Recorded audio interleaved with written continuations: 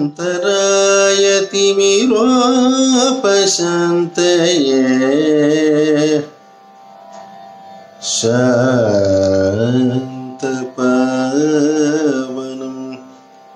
अचिन्त्य वैभवम् तं नरं वपुषि कुञ्जरं मुखे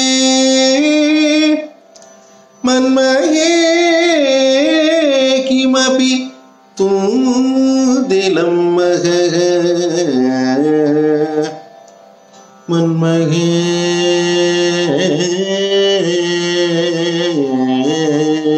किमपि तुदिलं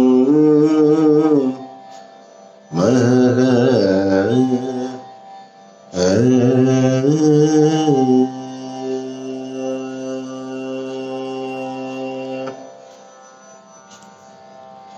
वंदे गुरुपदद्वन्द्वं वंदे गुरुपदद्वन्द्वं अवाङ्मानसगोचरम् रक्तशुक्लप्रभामिश्रम् अतर्क्यम्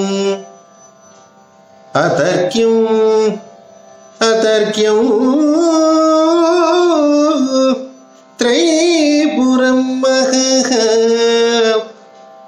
अतर्क्यं त्रैपुरं महः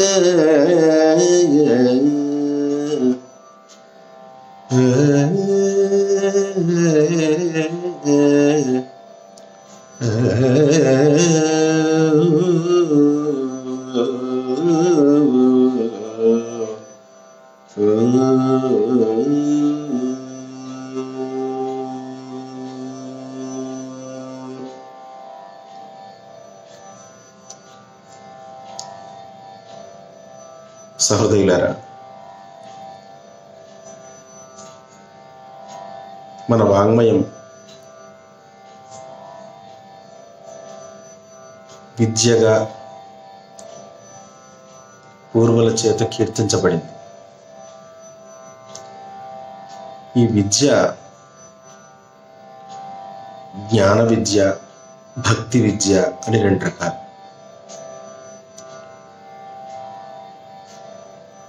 జ్ఞానాన్ని కలిగించే విద్య జ్ఞాన విద్య, భక్తికి ఆలవాలమైన విద్య, భక్తిని వృద్ధి చేసే విద్య భక్తి విద్య. అయితే విద్యా స్వరూపము, విద్యా విభాగము సరిగ్గా తెలియకపోతే మనిషికి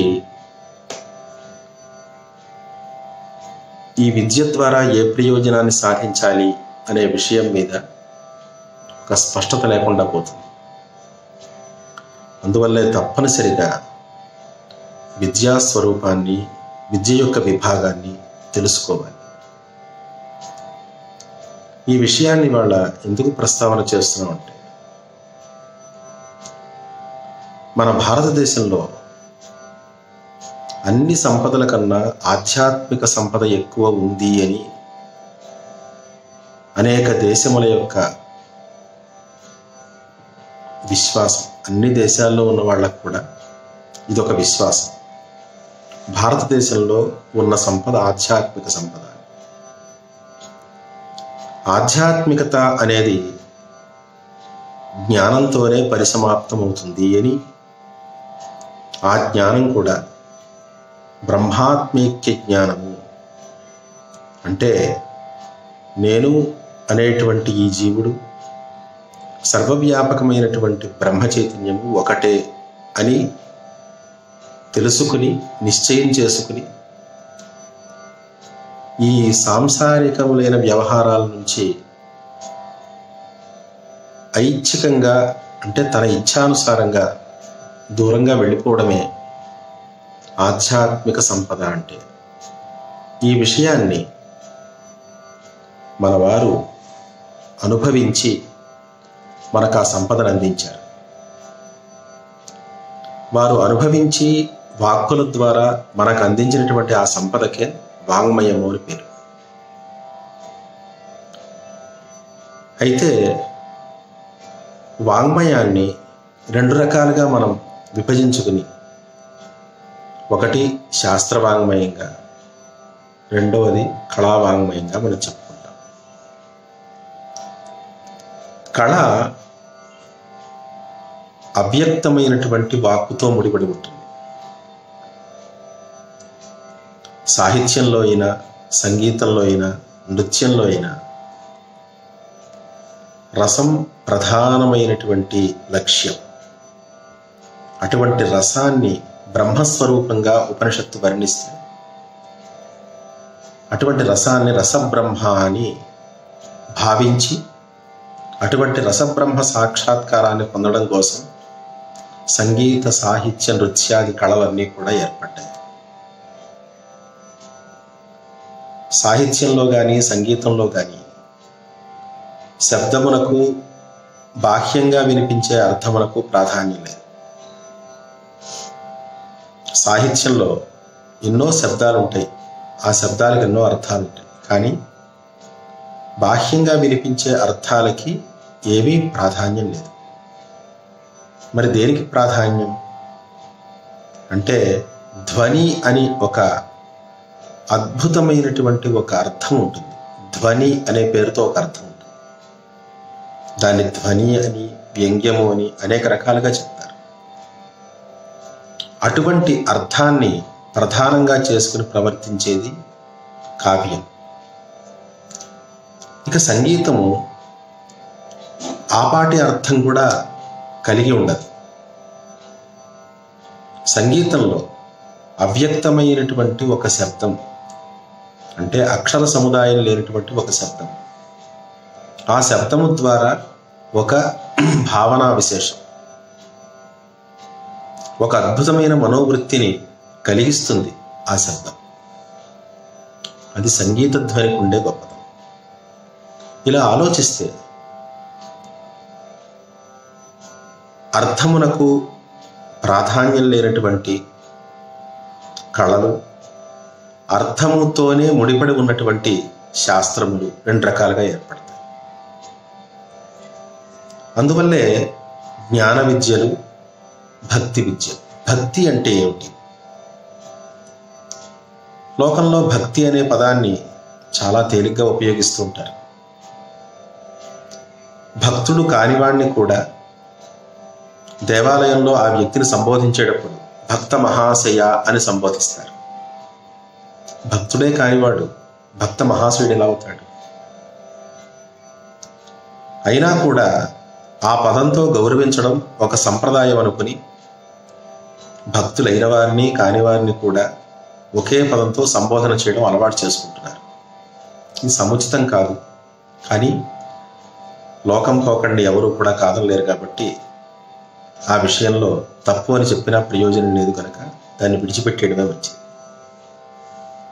అయితే భక్తిని గురించి తెలుసుకోవడం, తెలుసుకున్న తర్వాత ఆ భక్తిని అనుసరించాలి అని అనుకోవడం, అది గొప్ప విషయం. మన వాంగ్మయంలో ఏ విషయము కూడా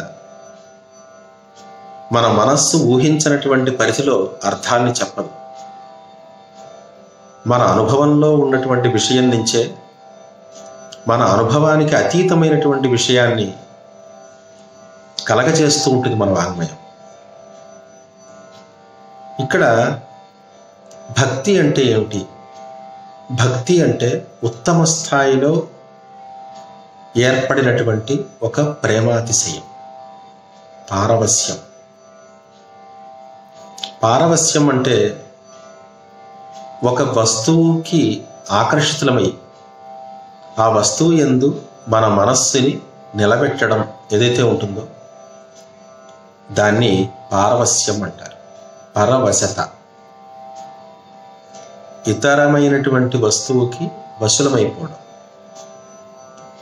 ఆ వస్తువు లోకంలో ఎన్నో రకాలుగా ఉండొచ్చు, కానీ మన కంటికి కనిపించినటువంటి ఒక శక్తిని మన సంస్కారముల ద్వారా పట్టుకుని గ్రహించి ఆ శక్తికి ఒక రూపాన్ని కల్పించి ఆ తేజో రూపాన్ని నిరంతరం భావన చేస్తూ ఆ తేజో రూప స్వరూపంగా ఉన్నటువంటి ఒక భగవత్ తత్వాన్ని మనం హృదయంలో భావిస్తూ ఆ తేజోరూప స్వరూపుడైనటువంటి భగవంతుణ్ణి నిరంతరం ధ్యానిస్తూ నాకు ఆ దైవాన్ని సాక్షాత్కరింప చేసుకోవడమే లక్ష్యము అనే పట్టుదలతో ప్రవర్తించడమే పారవస్యం. అటువంటి పారవస్యం పరాకాష్ఠకి చేరినప్పుడు దాన్ని భక్తి అని పిలుస్తారు. అది ప్రేమాతిశయం.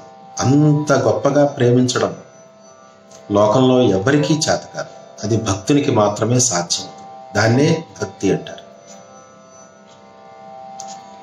అయితే భక్తికి పూర్వ భాగంలో ఉండేటువంటి దిగువ భాగంలో ఉండేటువంటిది సాధారణంగా ఒక ప్రేమ. ప్రేమ అంటే అర్థం ఏమిటి? ఒక వస్తువుని దక్కింప చేసుకుంటున్నప్పుడు, ఆ వస్తువు తనకి దక్కుతున్నప్పుడు కలిగేటువంటి తృప్తి, ఆ తృప్తి ద్వారా మళ్ళీ ఆ వస్తువుని మళ్ళీ కాంక్షించడం అనేది అయితే ఉందో దాన్ని ప్రేమ అని పిలుస్తారు.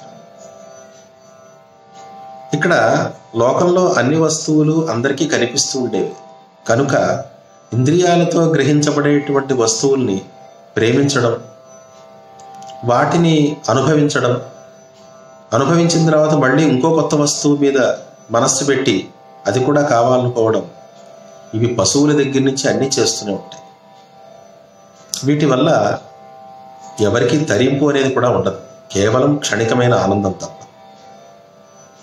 కానీ ఈ ప్రపంచానికి ఆధారభూతమైనటువంటి ఒక శక్తిని మనం గుర్తించి అదే నాకు కావాలనిపిస్తోంది అని మనస్సులో ఒక దృఢమైన సంకల్పాన్ని పెట్టుకుని దాని యందే మనస్సు లగ్నం చేసి దానిని సాక్షాత్కరింపజేసుకునే దిశగా చేసే ప్రయత్నం ఏదైతే ఉందో అది మాత్రమే మనిషిని తరింపచేస్తుంది. అది మనిషికి తప్ప ఇంకా ఏ జంతువులకి, ఏ పశువులకి, ఏ పామరులకి కలగనటువంటి విషయం. పామరుల్లో కూడా ఒక విధమైన భక్తి ఉంటుంది. కానీ ఆ భక్తి నిదానంగా పామరత్వాన్ని తొలగించి తనకి జ్ఞానాన్ని కలిగిస్తుంది. అయితే ఇక్కడ జ్ఞానం వల్లే మోక్షం కలుగుతుంది అని పెద్దలందరూ కూడా తెలియజేశారు. యోగులు, జీవన్ముక్తులు, మహాపురుషులు, విద్వాంసులు అందరూ తెలియజెప్పే మాట ఏమిటంటే జ్ఞానం వల్లే కైవల్యం ఏర్పడుతుంది. భక్తి దానికి సాధనం అవుతుంది అన్నారు. భక్తిని సాధనంగా చేసుకుని జ్ఞానాన్ని పొందిన తర్వాత మనిషికి కైవల్య స్థితి ఏర్పడుతుంది. జ్ఞానం కలగాలి అని అంటే శాస్త్ర విద్యలను అభ్యసించాలి. భక్తి కలగాలి అని అంటే సంగీత సాహిత్యముల్లో ప్రవర్తించాలి.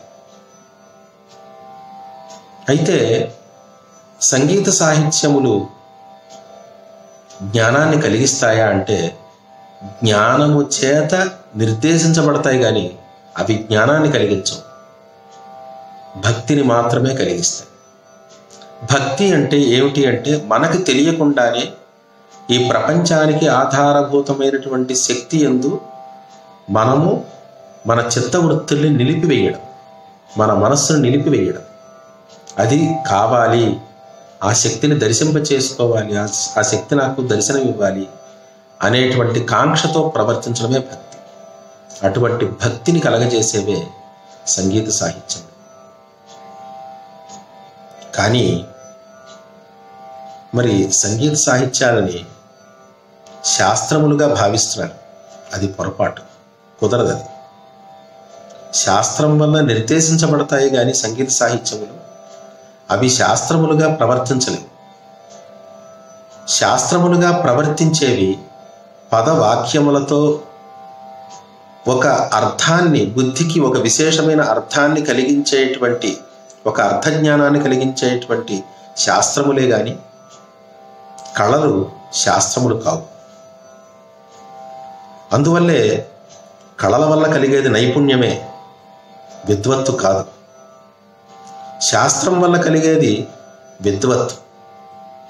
విద్వత్తుకి కూడా నైపుణ్యం ఉండొచ్చు, కానీ కళల వల్ల కలిగే నైపుణ్యానికి విద్వత్తు ఉండదు. విద్వత్త అంటారు, ఆ విద్వత్త అనేది ఉండదు. అందువల్లే కళలను అభ్యసించి నేను గొప్ప పండితుణ్ణి అని చెప్పుకోవడం అనేది వృధా ప్రయాసతో కూడిన పని. కళలను అభ్యసించినటువంటి వ్యక్తికి భక్తి లక్ష్యం కావాలి, భక్తిని సిద్ధింపచేసుకోవడం లక్ష్యం కావాలి. ప్రతి మనిషికి అంతర్గతంగా భక్తి అనేది ఒక బీజ రూపంగా ఉంటుంది. ఆ భక్తి ఒక అనురాగ విశేషంగా, ఒక ప్రేమ రూపంగా, అది చాలా సాధారణమైన విషయంగా ఉంటుంది. దాన్ని మన సంస్కార బలంతో వృద్ధి చేసుకుని నేనంటే ఎవరు, నేను అసలు ఈ జన్మను ఎలా పొందాను, నేను ఇలా జన్మించడానికి ప్రయోజనం ఏమిటి, నేను ఏం సాధించడం కోసం ఇలా పుట్టాను అనే ప్రశ్నల ద్వారా తనకి ఏర్పడేటువంటి గొప్ప జిజ్ఞాస ఏమిటి అంటే, ఏదో విషయాన్ని తెలుసుకోవాలి అనేటువంటి జిజ్ఞాస పుడుతుంది. ఆ జిజ్ఞాస ద్వారా ఒక పరతత్వం ఉంది అనేటువంటి విషయం గోచరమవుతుంది. అప్పుడు భక్తికి ప్రారంభ దశ అప్పుడు ఏర్పడినట్టు. అలా ప్రారంభ దశ ఏర్పడిన తర్వాత కళల్ని మనం సాధనాలుగా చేసుకుంటే భక్తి పరిపక్వ స్థితికి వెళుతుంది. భక్తి పరిపక్వ స్థితికి వెళ్ళడానికి సంగీత సాహిత్యాలు సహకరిస్తాయి, కానీ పండితుణ్ణి అని వెర్రవీగడానికి, పాండిత్య ప్రతిభని నేను వ్యక్తం చేస్తాను అని తెలియచెప్పడానికి మాత్రం అవి సహకరించవు. ఎందువల్ల అంటే పాండిత్యం అనేది శాస్త్ర బలం ద్వారానే ఏర్పడుతుంది. అయితే శాస్త్రము ద్వారా జ్ఞానాన్ని పొందినంత మాత్రాన వాడు యోగి మాత్రం కాలేడు. జ్ఞానం రెండు రకాలుగా ఉంటుంది అని మనకి ప్రామాణికులు తెలియజేశారు. పరోక్ష జ్ఞానమని, అపరోక్ష జ్ఞానం. మనం అనుభవించినటువంటి బ్రహ్మ చైతన్యం అంటే ఏమిటో మనం అనుభవించలేదు, బ్రహ్మానందం అంటే ఏమిటో అనుభవించలేదు, విషయానందం తప్ప. బ్రహ్మానందాన్ని అనుభవించినప్పుడు, బ్రహ్మ చైతన్యాన్ని స్పృశించినప్పుడు ఏర్పడేటువంటి జ్ఞానం అపరోక్ష జ్ఞానం. అంతవరకు విషయ సుఖాలు వాటి మధ్యన వీడు ఉండడం, వాటి మధ్యన ఉంటూ పరతత్వాన్ని గురించి విచారణ చేయడం, అది ఈ విధంగా ఉంటుంది, దేవతా రూపంగా ఉంటుంది, బ్రహ్మరూపంగా ఉంటుంది అని పరోక్షంగా తెలుసుకోవడం, అది పరోక్ష జ్ఞానం. కనుక శాస్త్రజ్ఞానం సంపాదించినంత మాత్రాన తాను జీవన్ముక్తుడు కాదు, మహాయోగి కాదు. కళలను అభ్యసించినంత మాత్రాన వాళ్ళు పండితులు కాదు. అందువల్లే శాస్త్రము జ్ఞాన సాధనము. శాస్త్రము ద్వారా జ్ఞానాన్ని సంపాదించుకోవాలంటే పరోక్ష జ్ఞానాన్ని సంపాదించుకోవాలి. పరోక్ష జ్ఞానం తర్వాత అపరోక్షానుభూతి కోసం ఇంకొక ప్రయత్నం, వేరే ప్రయత్నం చేయాలి. అలాగే కళల్ని అభ్యసించినటువంటి వారు తప్పనిసరిగా ఆ కళల ద్వారా చిత్తశుద్ధిని పొంది, ఆ చిత్తశుద్ధితోటి ఒక జ్ఞాన విద్యలకి అనుకూలమైన యోగ్యతను సంపాదించాలి. అలా జ్ఞాన విద్యల్లో ప్రవేశించి జ్ఞాన విద్యల ద్వారా పరోక్ష జ్ఞానాన్ని, ఆ తర్వాత అపరోక్షానుభూతి కోసం ఒక ప్రత్యేకమైనటువంటి యోగ దశని, ఒక యోగావస్థని పొందాలి. ఇది క్రమం. మరి ఇలా ఆలోచించకుండా సంగీతం ఒక పెద్ద పాండిత్య విద్య అయితే కాదు. ఎందువల్లంటే సంగీతం అది కేవలం భక్తి సాధనం మాత్రమే, భక్తిని వృద్ధి చేసే సాధనం. అది జ్ఞాన సాధనం కాదు. జ్ఞాన సాధనం శాస్త్రం మాత్రమే. సాంఖ్యం, యోగం, న్యాయం, వైశేషికం, పూర్వమీమాంస, ఉత్తరమీమాంస, ఇవి మాత్రమే జ్ఞాన సాధనాలు అవుతాయి. అంతేగాని సంగీతం, సాహిత్యం ఇవన్నీ కూడా జ్ఞాన సాధనాలు కావు. అయితే సాహిత్యమును కూడా శాస్త్రంగా భావించి అధ్యయనం చేస్తే అది జ్ఞాన సాధనం అవుతుంది. కానీ సంప్రదాయ పరిధిలో మాత్రం సాహిత్యం, కావ్యం ఒక ధ్వని అనేటువంటి ఒక విశేషార్థంతో ముడిపడి ఉంటుంది కనుక అది కూడా భక్తి సాధనమే అని చెప్పుకోవాలి. అది కూడా భక్తి సాధనమే. అలంకారాలు, వృత్తులు, రీతులు వీటితో ఏర్పడినటువంటి సాహిత్య విద్య భక్తి సాధన.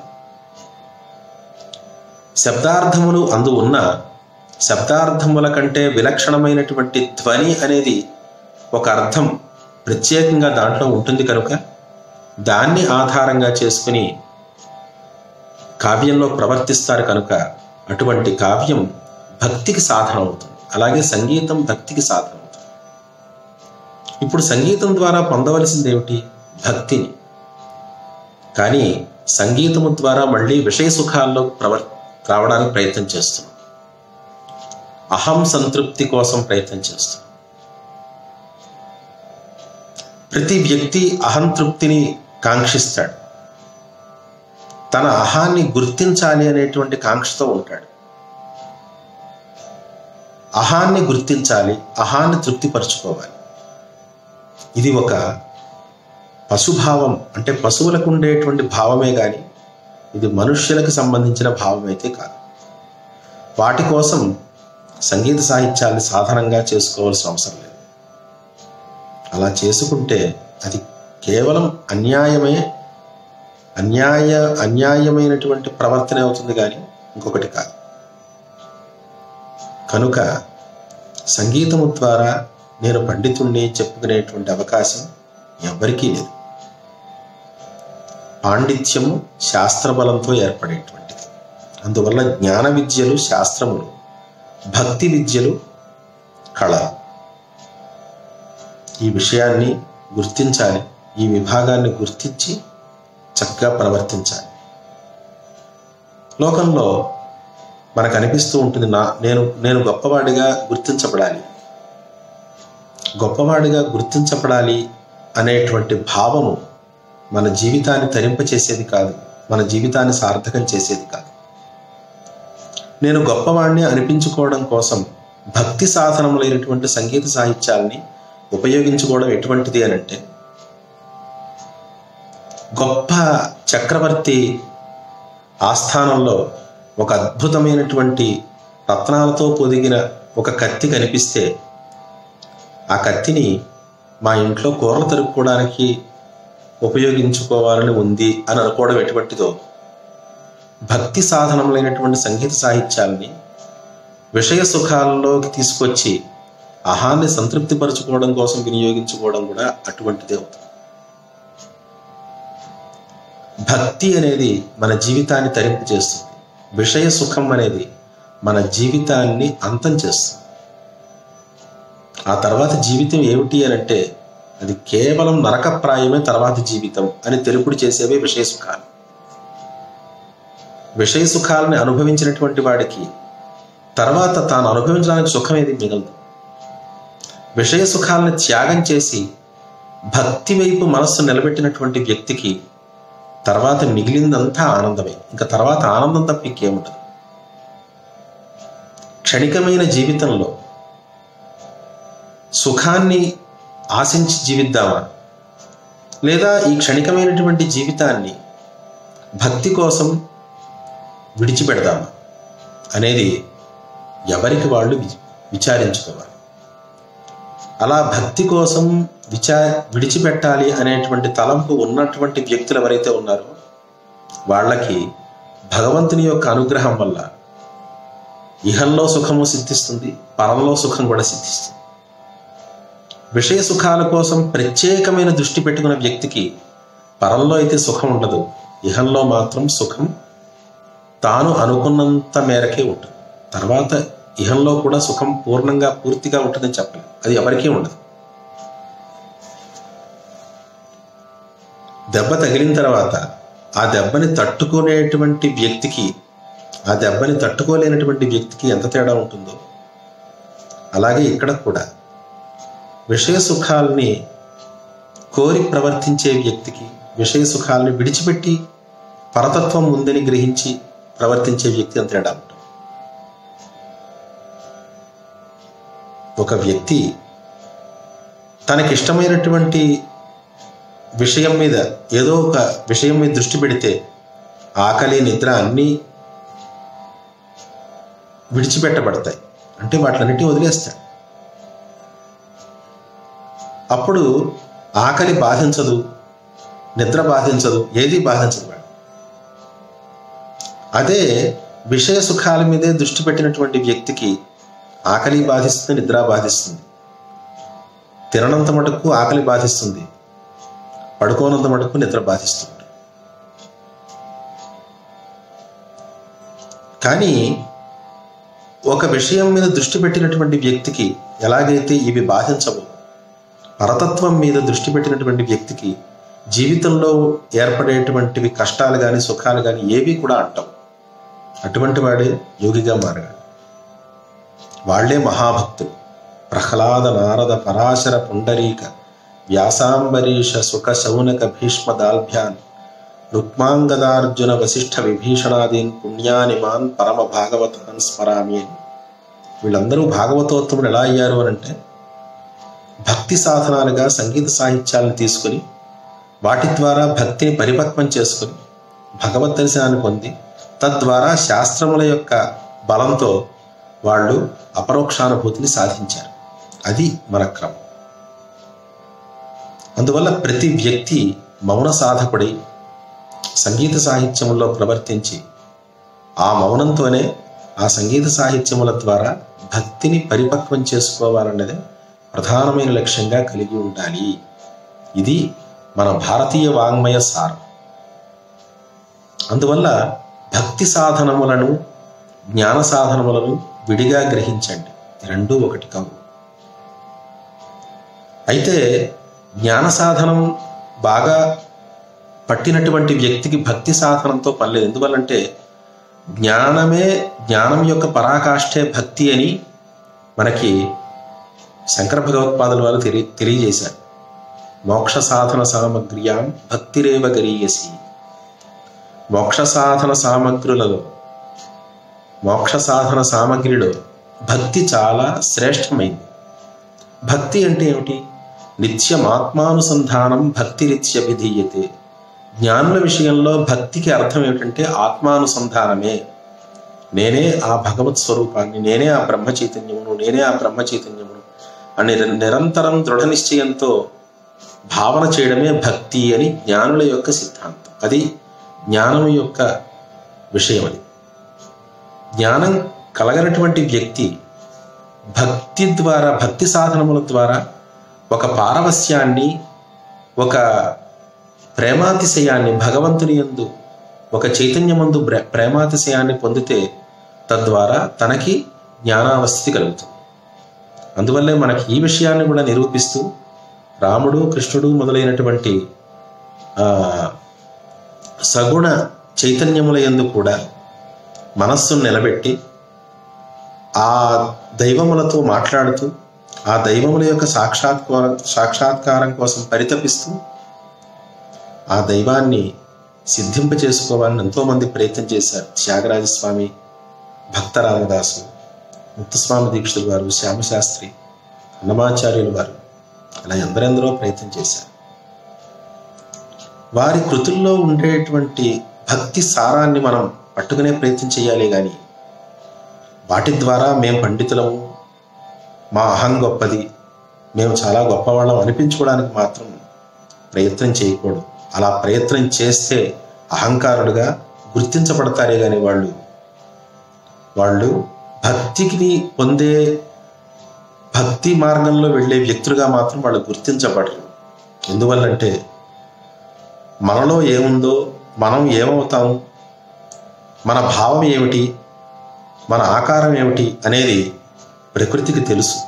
ప్రకృతి మనల్ని ఎప్పుడైనా బయట పెట్టేస్తుంటుంది. మనం ఎంత గొప్ప భక్తులుగా నటించినా, ఎంత గొప్ప జ్ఞానులుగా నటించినా మన స్వరూపాన్ని ప్రకృతి ఎప్పుడూ బయట పెట్టేస్తూ ఉంటుంది. ఈ ప్రపంచం అంతా ప్రకృతి స్వరూపమే. ప్రపంచం మనల్ని బయట పెడుతుంది, నిజం బయటకు వచ్చేస్తుంది ఎప్పటికైనా. అందువల్లే ప్రతి మనిషి చాలా జాగరూకుడే ప్రవర్తించాలి. ఏది భక్తి మార్గం, ఏది ఉపాసనా మార్గం, ఏది జ్ఞాన మార్గం, ఈ మార్గముల యొక్క ప్రభేదాల్ని గుర్తించి వాటిల్లో ఈ వాంగ్మయాన్ని సాధనాలుగా చేసుకుని వెళ్ళాలే కానీ తనకి నచ్చినట్టుగా వాటిని సాధనాల్ని ఉపయోగించుకుంటూ వెడితే మాత్రం తాను పొందేది సరైన లక్ష్యాన్ని కాదు, అధోగతిని పొందుతాడు. అందువల్ల సంగీత సాహిత్యంలో ప్రవర్తించేవారు ఆ మార్గం ఏమిటో, తద్వారా వాళ్ళు పొందవలసిన లక్ష్యం ఏమిటో బాగా గ్రహించి గురుముఖత విద్యను సాధిస్తున్నారు. కానీ ప్రకృతి నుంచి కళను కూడా సాధించాలి. కళలో గొప్ప విషయం అది. గురువు నుంచి విద్య, ప్రకృతి నుంచి కళ, ఈ రెండు కలిస్తేనే తనకి భక్తి సాధనం అనేది సిద్ధిస్తుంది. గురువు నుంచి విద్య మాత్రమే సాధించిన వ్యక్తి ఆ విద్యని ప్రదర్శించాలి అనేటువంటి కుతూహలంతో ప్రదర్శిస్తూ తన పండితుడిగా భావన చేసుకుంటూ ఉంటాడు. కానీ కళల ద్వారా పాండిత్యం కుదరదు, నైపుణ్యం తప్ప. ఆ విషయం తనకు తెలియదు. గురువు దగ్గర కళలను అభ్యసించారు కాబట్టి ఏదో గురువుల దగ్గర శాస్త్రం అభ్యసించినట్టు తాను భావించుకుంటూ ఉంటాడు. కానీ అది కుదరదు. శాస్త్ర విద్యల్ని అభ్యసించినటువంటి శిష్యుడు జ్ఞానిగా మారతాడు. గురువు ద్వారా కళలను అభ్యసించినటువంటి వ్యక్తి శాస్త్ర విద్వాంసులు అవ్వడు. వాడు కళాకారుడే, అంటే ఒక గాయకుడు, ఒక కళా పరిధిలోనే ఒక వ్యక్తి నైపుణ్యాన్ని ప్రదర్శించగలిగే వ్యక్తిగా మారతాడంతే. తను శాస్త్ర పండితుడు కాలేడు. ఎందువల్ల సంగీతం కానీ మరొకటి కానీ జ్ఞాన సాధనం కాదు, ఇది భక్తి సాధనం మాత్రమే. అందువల్ల గురువు నుంచి విద్యను సాధించిన వెంటనే ప్రకృతి నుంచి కూడా కళని సాధిస్తే ఆ రెండిటి యొక్క సమ్మేళనంతో తాను సాధించినటువంటి ఆ కళ, ఆ విద్యతో కూడిన కళ భక్తి సాధనంగా మారి తన భక్తికి తోడ్పడుతుంది. అందువల్ల పారవస్యంతో తనకి కలిగేటువంటి ఒక శబ్దమే సంగీతం అని గుర్తిస్తే ఆ సంగీతం భక్తి సాధనంగా మారుతుంది. ఇలాంటి విషయాల్ని మనం బాగా విచారించాలి. విచారణ లేకపోతే మనం ఎటు పెడుతున్నామో మనకే తెలియదు. మనం వెళ్ళేదంతా పూలబాటే అనుకుంటాం. కానీ మన కాళ్ళకి స్పర్శ లేకపోతే ముళ్ళ మీద నడుస్తున్నా పూల మీద నడుస్తున్నట్టే అనిపిస్తుంది. భ్రాంతి మాత్రమే. అందువల్ల మనం ముళ్ళ మీద నడుస్తున్నామా పూల మీద నడుస్తున్నామా అనేది మనల్ని మనం పరీక్షించుకుంటూ పరిశీలించుకుంటూ నడిచేటువంటి పాదాలని ఎప్పుడూ స్వస్థతతో ఉండేట్టుగా చూసుకోవాలి. మనం నడుస్తున్నాము, మనం బుద్ధితో నడుస్తున్నాం. ఆ బుద్ధికి ఏ రకమైనటువంటి మందత, బుద్ధిమాంద్యం లేకుండా మనం ఎప్పుడూ ఆ బుద్ధిని చైతన్యవంతం చేసుకుంటూ ఉండాలి. దానికోసం విచారణ, నిరంతర విచారణ చాలా అవసరం. అటువంటి మార్గంలో అందరూ ప్రవర్తించాలి. నాదయోగ సిద్ధిని పొందాలి అని చెప్పి, నాదము అని అంటే అది కేవలం సంగీతంలో ఉండేటువంటి విషయం మాత్రమే కాదు. నాదము అనేది మొట్టమొదటిగా వేదంలో ఉన్నది. వేదానికి సంబంధించిందే నాదం. అందువల్ల వేదం నుంచే అన్ని శబ్ద వికారాలు కూడా ఏర్పడ్డాయి. వేదంలో 3 స్వరాలు ఉంటాయి: ఉదాత్త, అనుదాత్త, స్వరితములు. ఉదాత్త, అనుదాత్త, స్వరితములు అనేటువంటి 3 స్వరాల నుంచే 7 స్వరాలు వచ్చాయని శిక్షాకారులు చెప్తున్నారు. అనేక శిక్షల్లో ఈ ప్రమాణ శ్లోకాలు కనిపిస్తాయి మనకి. ఉదాత్త, అనుదాత్త స్వరితముల నుంచే సప్తస్వరాలు ఏర్పడ్డాయి. అందువల్ల నాదము అంటే అవి సప్తస్వరాల యొక్క సమూహం కాదు. సప్తస్వరాలలో అంతర్గతంగా ఉండేవి శృతులు. 22 శృతులు, 22 శృతులు. ఆ శృతులలో సూక్ష్మంగా ఉండేది నాదం. ఆ నాదము వేద, శాస్త్ర, సాహిత్య, సంగీత, పురాణ, వాంగ్మయములన్నిట్లోనూ కూడా ఆ నాదం ఉంటుంది. అందువల్ల నాదమునకు ఆధారం కేవలం, నాదమును ఆధారంగా చేసుకున్నది కేవలం సంగీతం అని ఎవరు భ్రాంతి చెందక్కర్లేదు. అన్ని వాంగ్మయం అంతా కూడా నాద బిందు కళల మీదే ఆధారపడి ఉంటుంది అనే విషయం మనకి పూర్వీకులే చెప్పారు. అందువల్లే వందే మహిషతాం వాణీం అమృతాం ఆత్మనః కలాం అన్నారు. అందువల్లే జ్ఞాన విద్యలు అభ్యసించి తద్వారా జీవన్ముక్తిని సాధించిన వారు ఎవరైతే ఉన్నారో శంకర భగవత్పాదాచార్యులు మొదలైనటువంటి వారు సంగీతం మొదలైన కళల్లోకి వారు రాలేదు. ఆ అవసరం వారికి లేదు. సంగీతంలో ప్రవర్తించిన అహాన్ని సంతృప్తిపరచుకోవడం కోసమో, పాండిత్యాన్ని నిరూపించుకోవడం కోసమో ప్రవర్తించలేదు త్యాగరాజస్వామి మొదలైనటువంటి వారు కూడా జీవన్ముక్తులు కావడం కోసం సంగీతాన్ని భక్తి సాధనంగా చేసుకుని, భక్తిని పరిపక్వం చేసుకుని, తద్వారా జ్ఞానస్థితికి చేరుకుని, జ్ఞానస్థితిలో సన్యాసాశ్రమాన్ని స్వీకరించి తద్వారా జీవన్ముక్త స్థితిని సాధించారు. ఆ పరంపరలో ఉన్నాము అని చెప్పుకునేవాళ్ళు కానీ, లేదా ఆ పరంపరను అనుసరించాలి అనుకునేవారు కానీ ఎవరైనా సరే మొట్టమొదటగా ఈ సత్యాన్ని గ్రహించాలి. వాటి కోసం మాత్రమే, ఆ భక్తి పరిపక్వత కోసం మాత్రమే సంగీత సాహిత్యములను, ఈ కళలను, భక్తిని వృద్ధి చేసే ఈ భక్తి సాధనములని సద్వినియోగపరుచుకోవాలి. ఇవి జ్ఞాన సాధనములు కావు, ఇవి భక్తి సాధనములు. శాస్త్ర విద్యలు, షడ్దర్శనాలు, షడంగాలు మొదలైనటువంటివన్నీ కూడా అవి జ్ఞాన సాధనములు. జ్ఞానస్థితిలో భక్తి స్వరూపానికి అర్థం వేరు. అలాగే ఉపాసనా స్థితిలో భక్తి యొక్క స్వరూపానికి అర్థం వేరు. ఈ విషయాన్ని మనం ప్రత్యేకంగా విచారించి ఆ విచారణతోటి సిద్ధిని పొందాలి అని ఆకాంక్షిస్తూ శ్రేయో భూయా సకల జనానాం. శుభమస్తు.